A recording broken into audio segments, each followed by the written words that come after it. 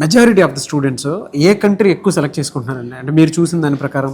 Sir ఇప్పుడు USA market అనేది ఆబ్వియస్గా కొంతమంది స్టూడెంట్స్కి డ్రీమ్ ఆబ్వియస్గా యూఎస్ఏకి వెళ్దాం అనుకున్న వాళ్ళు 100% ఆపర్చునిటీ. మనం యూఎస్ఏకి అయితే direct only in USA 750 universities మన డైరెక్ట్ కొలాబరేషన్లో ఉన్నాయి. ఇట్ మే బి టెక్సాస్ కావచ్చు, లేకుంటే ఇలినాయిస్ కావచ్చు, లేకుంటే ఫ్లోరిడా, లేదంటే జార్జియా ఆర్ మిచిగన్, మసాచ్యూసెట్స్, ఏ స్టేట్ కైనా వెళ్ళి మీరు ఏ యూనివర్సిటీ అన్నా కూడా we are ready to apply for that university for US.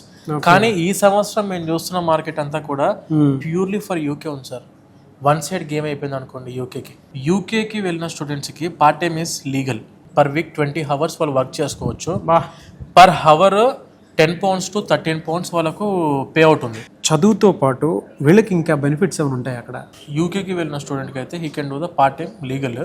And దానితో పాటు వీళ్ళకు వెకేషనల్ హాలిడేస్ ఉంటాయి, university vocational holidays.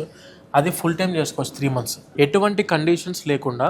After completing of the 2 years masters, post study work permit కి డైరెక్ట్ గా వీసా రెన్యువల్ అయిపోతుంది. పోస్ట్ స్టడీ PSW అంటాం కదా sir, post study work permit 2 years కి మళ్ళీ ఎక్స్ట్రా వస్తుంది వీళ్ళకంటే. he can directly stay without any condition for 4 years with part-time and full-time job opportunity in UK.